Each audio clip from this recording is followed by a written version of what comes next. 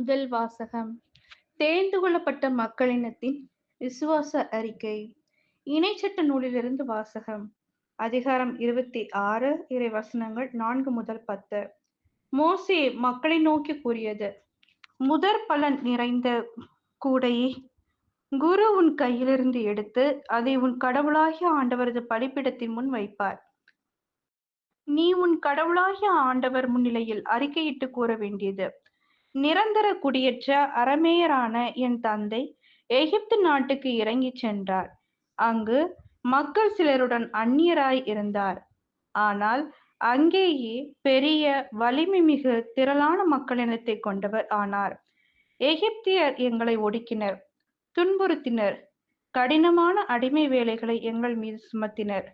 அப்போது நாங்கள் எங்கள் மூதாதையரின் கடவுளாகிய ஆண்டவரை நோக்கி குரல் எழுப்பினோம். ஆண்டவர் எங்கள் குரலை கேட்டார். எங்களுடைய துன்பத்தையும் வருத்தங்களையும் அவதியையும் கண்டார். தம் வலிய கரத்தாலும் ஓங்கிய புயத்தாலும் அஞ்சத்தக்க பேராற்றலாலும் அடையாளங்களாலும் அருஞ்செயல்களாலும் ஆண்டவர் எங்களை எகிப்திலிருந்து புறப்படச் செய்தார். அவர் எங்களை இழந்த இடத்திற்கு கூட்டி வந்தார்.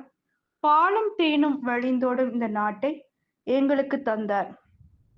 எனவே ஆண்டவரே, இதோ நீர் எனக்கு கொடுத்த நிலத்தின் முதற் பலனை கொண்டு வந்துள்ளேன் என்று சொல்லி அதை உன் கடவுளாகிய ஆண்டவர் முன்னிலையில் வைத்து அவரை தொழுவாய். இது ஆண்டவரின் அருள்வாக்கு. இறைவா, உமக்கு நன்றி.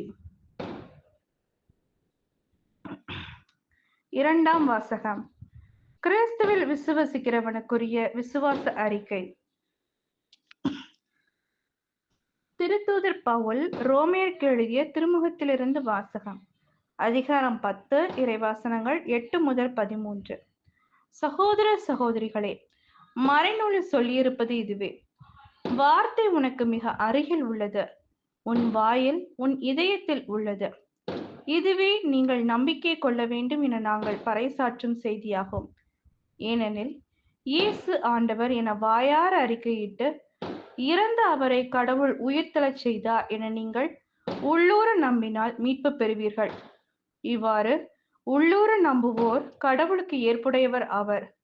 வாயார அறிக்கையிடுவோர் மீட்பு பெறுவர். ஏனெனில் அவர் மீது நம்பிக்கை கொண்டோர் வெட்கத்திற்கு உள்ளாக மாட்டார் என்பது மறைநூல் கூற்று. இதில் யூதர் என்றோ கிரேக்கர் என்றோ வேறுபாடில்லை. அனைவருக்கும் ஆண்டவர் ஒருவரே. அவரை நோக்கி மன்றாடும் யாவருக்கும் அவர் அளவற்ற நலன்களை பொழிகிறார்.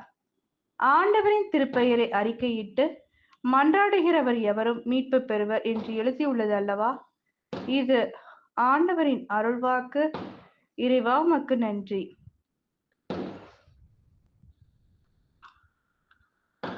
நற்செய்தி வாசகம்.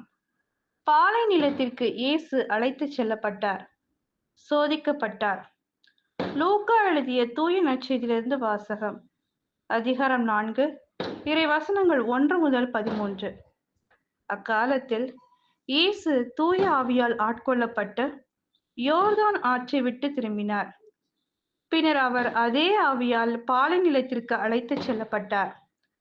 அவர் 40 நாள் அலைகையினாலும் சோதிக்கப்பட்டார்.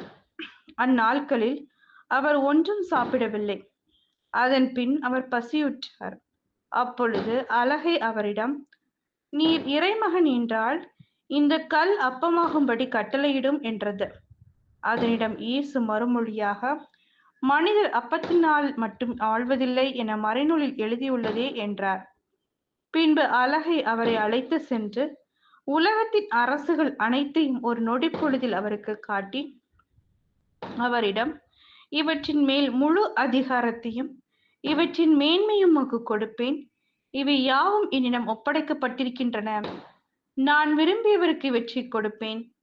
நீர் என்னை வணங்கினால் அனைத்தும் உம்முடையவாகும் என்றது. இயேசு அதனிடம் மறுமொழியாக, உன் கடவுளாகிய ஆண்டவரை வணங்கி அவர் ஒருவருக்கே பணி செய்வாயாக என்று மறைநூலில் எழுதியுள்ளது என்றார்.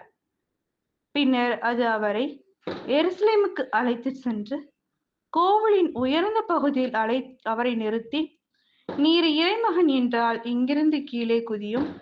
உம்மை பாதுகாக்கும்படி கடவுள் தம் தூதருக்கு உம்மை குறித்து கட்டளையிடுவார் என்றும், உமது கால் கல்லில் மோதாதபடி அவர்கள் தங்கள் கைகளால் உம்மை தாங்கிக் கொள்வார்கள் என்றும் மறைநூலில் எழுதியுள்ளது என்றது. இயேசு அதனிடம் மறுமொழியாக, உன் கடவுளாகிய ஆண்டவரை சோதிக்க வேண்டாம் என்றும் எழுதியுள்ளதே என்றார். அழகை சோதனைகள் அனைத்தையும் முடித்த பின்பு ஏற்ற காலம் வரும் வரை அவரை விட்டு அகன்றது. இது கிறிஸ்துவின் நற்செய்தி. கிறிஸ்துவே உமக்கு புகழ்.